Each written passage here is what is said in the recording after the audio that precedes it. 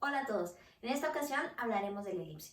La elipse es una sección cónica y se define como la curva formada por un conjunto de puntos que tienen la característica de que la suma de las distancias que separan a cada uno de esos puntos respecto de los focos que pertenecen a la elipse, los focos son dos puntos fijos, y si sumamos la distancia que separa a un punto cualquiera del foco 1 más la distancia que separa a ese mismo punto del foco 2, la suma de esta distancia más esta distancia siempre será constante. Es decir, que si tomamos otro punto cualquiera en cualquier lugar de la elipse, la suma de la distancia que separa el foco de aquí más la suma de la distancia que separa el punto de este otro foco, esta distancia más esta distancia va a ser exactamente el mismo resultado de la suma que con estas otras dos. Y de la misma manera, si trazo otro punto acá, pues de la misma manera, si sumamos esta distancia más esta otra, siempre esa suma siempre va a dar el mismo resultado. Y resulta además que ese resultado de esa suma va a dar exactamente la distancia que existe entre el vértice 1 y el vértice 2 de esa elipse, ¿sí? Entonces, esa es la característica que debe de cumplir. Y bueno, hablemos de los elementos que forman a una elipse. Como ya mencioné, para empezar, bueno, una elipse siempre va a estar formada por el centro. A su vez va a tener dos focos, al igual que en la parábola que existía un foco. Bueno, aquí es como si tuviéramos dos parábolas que se estuvieran uniendo una respecto a la otra, idénticas, como si estuvieran puestas en un espejo y esta otra fuera su imagen. Entonces hay dos focos, hay dos vértices, le podemos llamar vértice 1, vértice 2, foco 1, foco 2. Y luego veamos las distancias que hay, las líneas importantes que hay dentro de la elipse. Primero que nada hay esta línea que está aquí en azul, que es la línea que pasa por el centro y por ambos focos y une a ambos vértices, del vértice 1 hasta el vértice 2. Esa línea que pasa por los focos y por el centro se le conoce como eje mayor. Sería toda esta distancia, ¿sí? Toda esta distancia es el eje mayor. Luego, la mitad de ese eje se le llama semieje. Semieje quiere decir la mitad. Entonces, la mitad, pues se le llama semieje mayor y se le nombra con la letra A minúscula. Entonces sería esta distancia de aquí o esta distancia de acá. Aquí en este caso la marqué de este lado con la línea roja. Esta es la distancia A minúscula que corresponde al semieje mayor.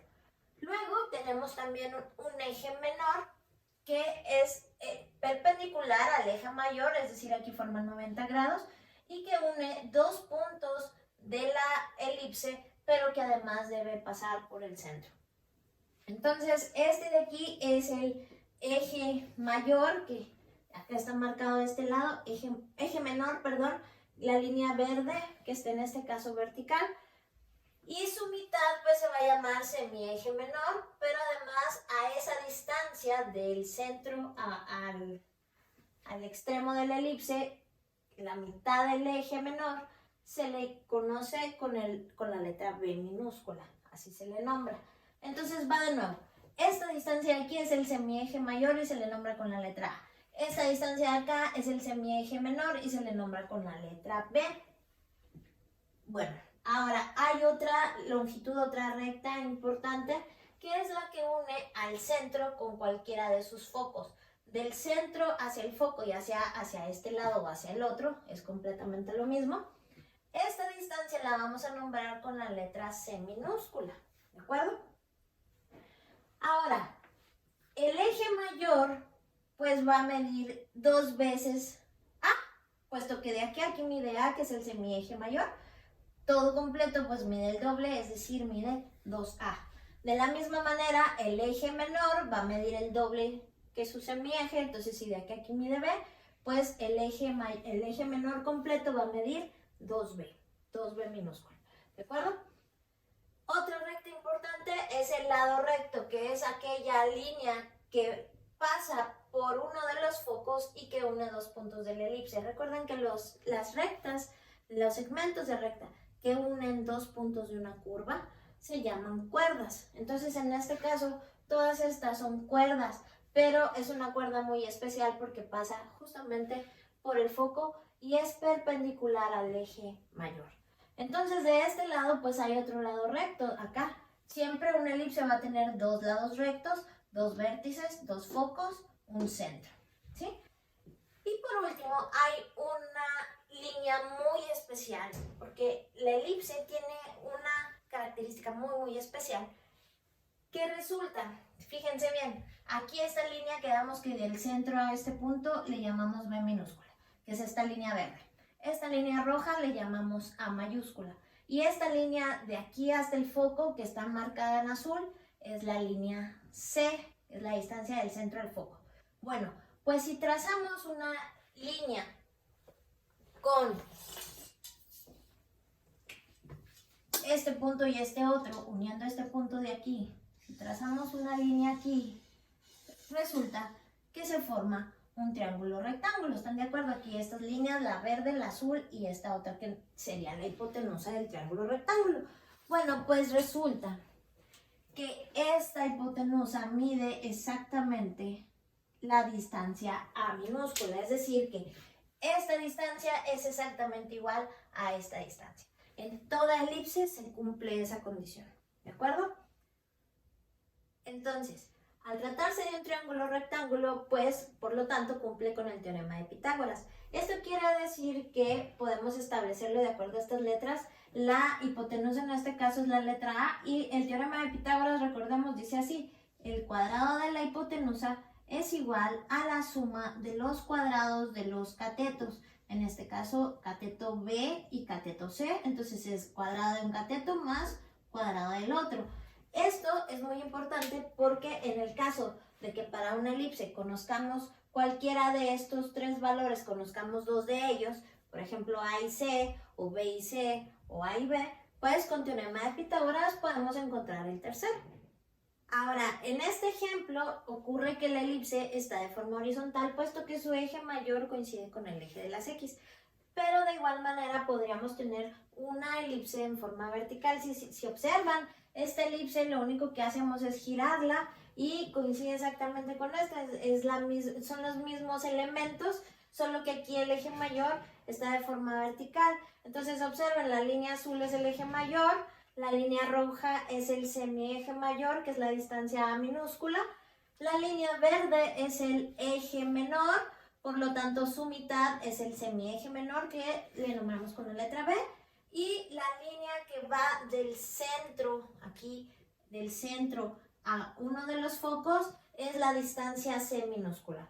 De nuevo, si trazamos una línea que une estos dos puntos, esta distancia de aquí también debe de medir A minúscula. Y quedamos que al ser un triángulo rectángulo, aquí están los 90 grados, al ser un triángulo rectángulo va a cumplir con el teorema de Pitágoras, ¿de acuerdo?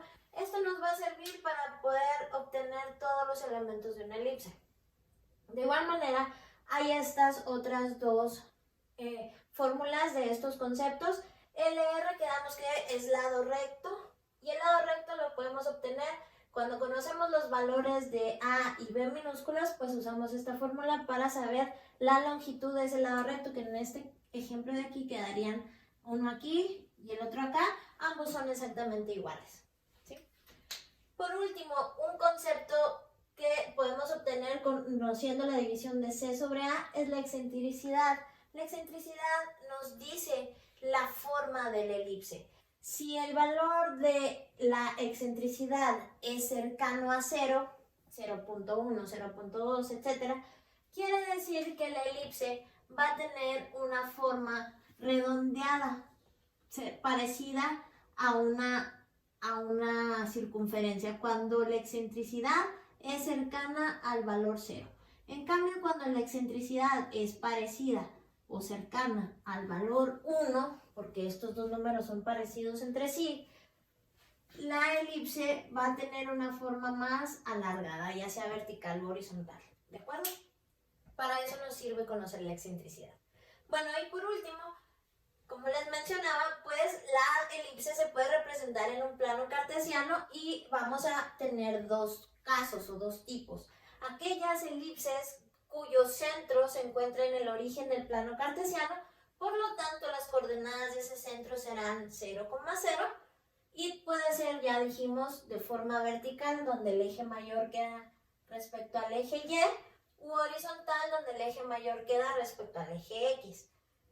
Ese es el caso cuando tienen el centro en el origen, pero también se puede dar el caso que tengan el centro fuera del origen y la elipse puede estar en cualquiera de los 4 cuadrantes y puede ser vertical u horizontal.